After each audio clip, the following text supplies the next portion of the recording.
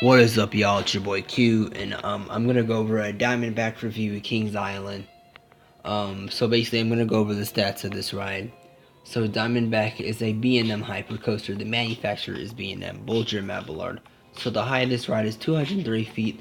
The drop of this ride is 215 feet, and the speed of this ride is 80 miles per hour. It is technically not the fastest hypercoaster, because the fastest B&M hypercoaster is Shambhala, which is a B&M hypercoaster. It goes 82 or 83 miles per hour, and it's located in Port Adventure, Spain, somewhere in Spain. So this is the second fastest hypercoaster. This is not the first, like a lot of people thought it was. I just had to give you guys a correction. But anyways, the model is a hypercoaster. A hypercoaster is a roller coaster that goes over 200 feet and that has a lot of airtime hills.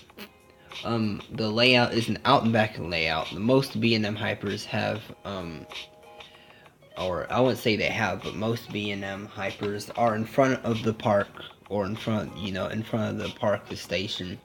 But this hypercoaster is in the back side of the park, not the front, unless you guys know what I mean. But anyways, let's get to the POV video. I'm going to give Coasters Crutchfield the credit for this video. I will give him the credit. But anyways, let's begin and let's start. So anyways, once you dispatch right into the station, you are going to go up a 230-foot drop. You will go up a chain lift, which is I guess 230 feet. That's the height of the ride, making it tall. Not really tall like a Giga Coaster, but it is. It's the second tallest ride in the whole park. Drop Zone is the tallest ride, and Drop Zone's height is 315 feet. But anyways, we're gonna get into Drop Tower in another video. But anyways, once you go up this kind of slow, not slow chain lift, but average speed chain lift. Once you get on there,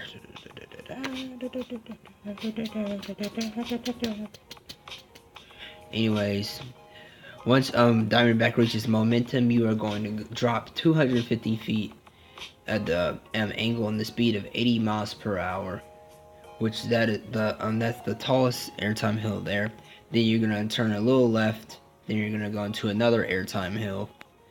Then this is where the ride really slows down. Once you are done going through the bank turn, unfortunately there's a stupid, annoying trim brake. Then you will trim a little bit, which reduces the speed. I wouldn't say a lot. Then you will go into a mini helix. Then you will go into a second brake run, which is really disappointing because it removes all the momentum intensity of the ride. So you'll go into like a boring airtime hill. Yeah, another boring airtime hill. Then you will go right into a helix, which is, it's a little forceful. It pulls a little G's. Then you will drop and you will go into the splashdown element, which is really forceful. Not that bad. Then you run into the final brake run and the ride is over. So, yeah. So this is where the ride pulls a lot of that momentum, that speed. But unfortunately, when you go into the bank turn, it's really boring. Some people say that Diamondback has a noticeable rattle to the ride. I really didn't think Diamondback had a rattle. I didn't even notice the rattles. I'm not gonna say it's glossy smooth so far. It's not really glossy smooth. Except it has one slight rattle, but that's the only thing. It doesn't have like a lot of noticeable rattles like Banshee does, which some people are gonna say I'm wrong in this video, but that's my opinion, and you gotta respect it. Anyways, but the problem is the trim brakes. Like B&M adds too many trim brakes to the ride, which really makes it disappointing. And all stuff. The trim brakes are really disappointing. The second brake runs are really disappointing. Most B&M hypers have the stupid trim brakes and the stupid second brake run and all that stuff. I mean, I'd rate this ride second. I mean, Once you hit the second brake run, all that momentum goes away. Like I said a few seconds ago, so the ride is usually forceless now. The ride's not really forceful, it's just boring.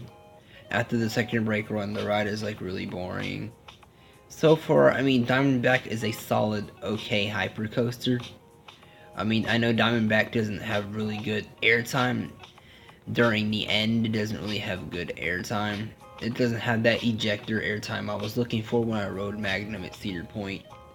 But I mean, yeah, Diamondback is solid. It's not perfect. It's not a perfect ride.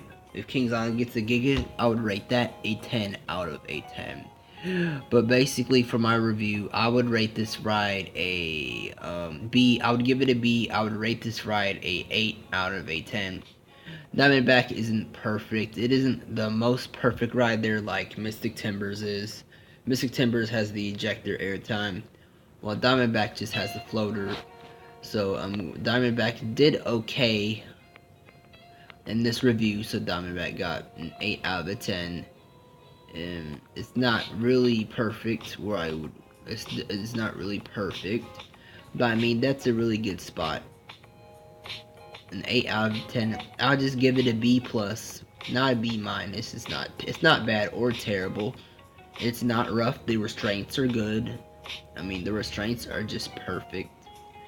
So that's really my review. Let me guys know. Let me know what you guys think in the comments. Do you really like this ride? Which is your favorite ride there? Mystic Timbers or Diamondback? Let me know in the comments. See you guys later. Peace out and bye.